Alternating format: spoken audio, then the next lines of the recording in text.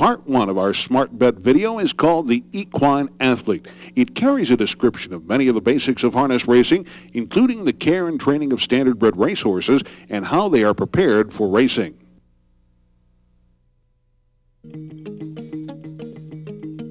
One of the great mysteries in harness racing is why this vehicle is called a sulky.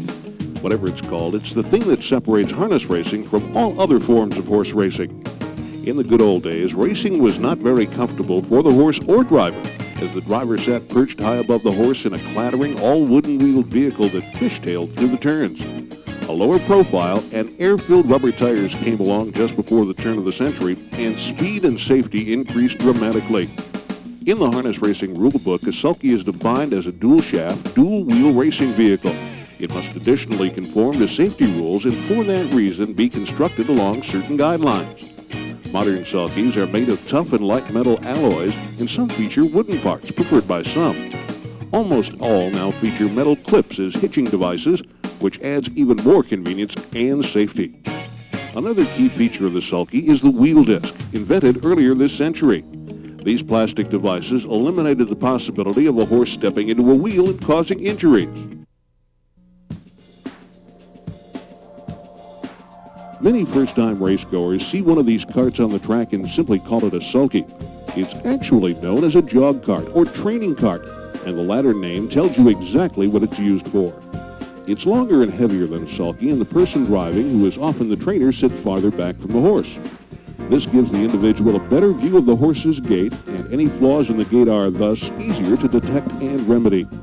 Also, the position of the seat offers far more comfort for the person doing the driving, and that's a rather important item.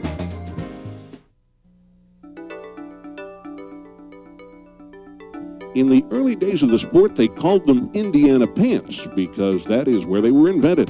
The name, however, was not a term of endearment. Today, they're standard equipment for pacing horses, and they're called by their true name, hobbles. Not all pacers wear hobbles, and horses can still trot, canter, or run while wearing them. But by putting them on a pacer, you tell it exactly what's expected of it.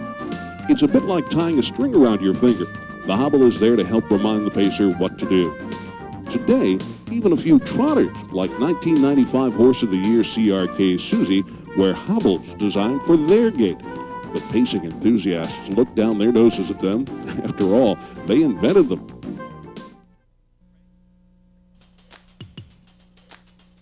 Nobody knows exactly how lucky they actually are, but most every trotter or pacer wouldn't be caught around the track without wearing horseshoes.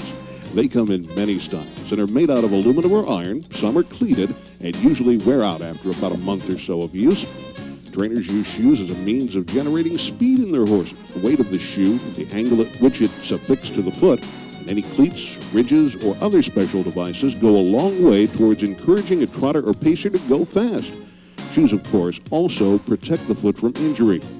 Trainers and horseshoers they employ constantly experiment in finding the right combination of weight, angle, and traction that will result in faster times and fewer injuries. Weight, and lots of it, is what sometimes helps trotters most of all. By lots of weight, of course, we mean a few ounces, sometimes added right to the horse's hoof to encourage a long, well-balanced stride.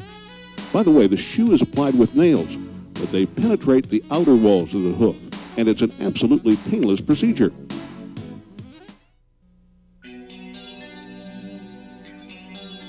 Virtually all horses wear shoes, but a good many of them also wear boots.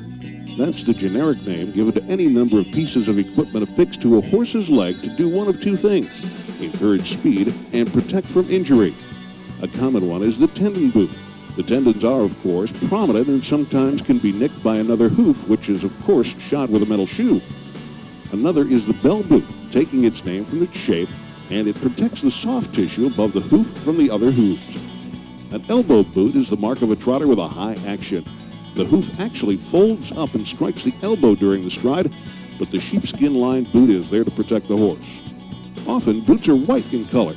This is so scuff marks made by the hooves or other boots reveal themselves immediately.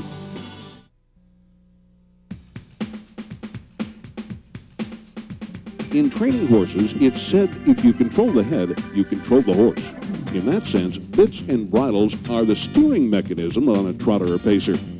Bridles are either open, where a horse has an unobstructed view of all that's going on, or closed, where blinkers are used to block a portion of a horse's view. Why block the view? Mostly to keep a horse concentrating on the task at hand rather than looking around at the other horses, the crowd, and the driver. Since horses see from both sides of their heads, they have an almost unlimited range of vision. So when a small portion is blocked, there is no danger. Some blinders are also used to keep a horse's head facing straight and true, where control is the easiest. The bit, held between the teeth, is the point at which the horse feels the commands transmitted through the reins.